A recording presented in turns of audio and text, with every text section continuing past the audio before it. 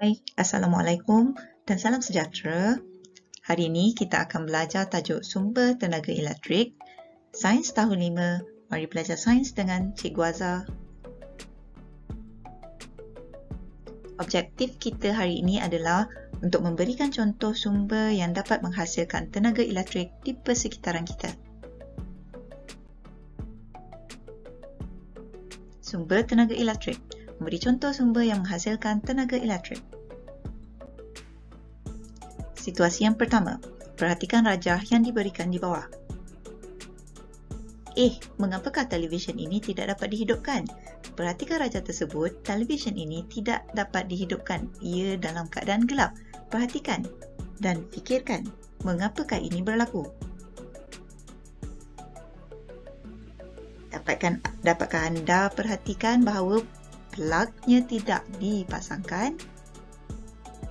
Apakah sumber tenaga elektrik bagi televisyen? Situasi yang kedua. Apakah sumber tenaga elektrik bagi lampu suluh? Stesen jana kuasa terdapat 3 jenis yang berbeza, iaitu stesen jana kuasa hidroelektrik yang mana ia menggunakan tenaga daripada air, stesen jana kuasa angin yang menggunakan bantuan kincir angin, dan juga stesen jana kuasa ombak di mana ia diletakkan di dalam lautan yang memerlukan ombak agar turbin dapat diputarkan. Mari kita lihat dengan lebih terperinci. Bagi yang pertama, stesen jana kuasa hidroelektrik di mana air menggerakkan turbin di empangan yang mana pergerakan tersebut iaitu tenaga kinetik akan menghasilkan tenaga elektrik, dan tenaga elektrik ini barulah dialirkan ke kawasan perumahan serta ke kawasan perindustrian. Bagi stesen jana kuasa yang kedua iaitu jana kuasa angin, ia memerlukan bantuan kincir angin di mana tiupan angin memusingkan kincir angin, kemudian tenaga elektrik dihasilkan daripada tenaga kinetik ini di mana angin menggerakkan turbin di dalam kincir angin, tenaga elektrik akan terhasil, tenaga elektrik yang terkumpul ini akan diedarkan ke tempat-tempat yang telah ditetapkan. Bagi yang ketiga, stesen jana kuasa ombak. Ia tertanam ataupun diletakkan di pantai di mana terdapatnya ombak.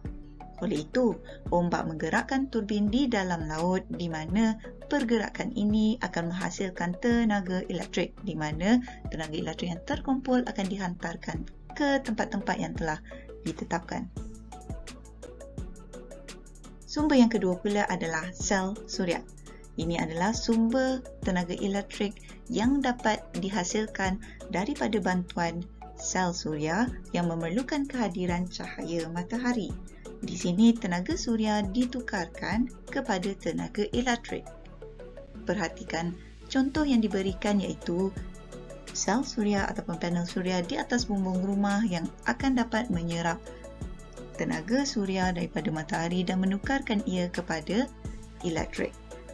Contoh yang kedua adalah kereta solar ataupun kereta suria, dan yang seterusnya adalah kalkulator yang mempunyai panel suria di permukaan atasnya. Sumber tenaga elektrik yang seterusnya ialah sel kering. Sel kering ataupun bateri ini anda dapat perhatikan ia adalah di mana tenaga kimia yang tersimpan di dalamnya akan berubah menjadi tenaga elektrik apabila ia dimasukkan ke dalam alatan yang memerlukan bateri. Contohnya adalah seperti lampu suluh tadi. Contoh lain adalah seperti remote control ataupun juga permainan seperti kereta mainan dan lain-lain. Dynamo. Dynamo di sini adalah yang terletak pada tayar basikal. Tayar berputar, maka roda kecil pada dynamo juga akan berputar. Ini akan menyebabkan tenaga kinetik berubah menjadi tenaga elektrik. Di sinilah di mana tenaga elektrik dihasilkan. Sumber tenaga elektrik yang seterusnya ialah akumulator. Ia untuk menggerakkan kenderaan bermotor seperti kereta, motor dan lori. Saiz adalah berbeza berdasarkan kepada jenis kenderaan. Ia menukarkan tenaga kimia kepada tenaga elektrik bagi membolehkan kenderaan bergerak. Contoh sumber tenaga elektrik yang terakhir adalah penjana ataupun kita biasa sebut dengan perkataan generator. Ia adalah di mana tenaga kimia berubah menjadi tenaga elektrik, tetapi tenaga kimia ini adalah daripada bahan api fosil. Biasanya penjana ini menggunakan diesel.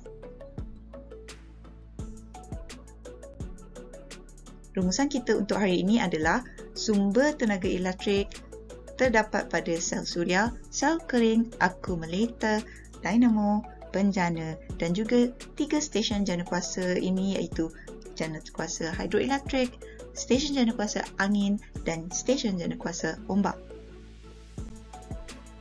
Jadi itu sahaja untuk hari ini. Semoga bermanfaat. Terima kasih kerana sudi mendengar. Jumpa lagi. Bye.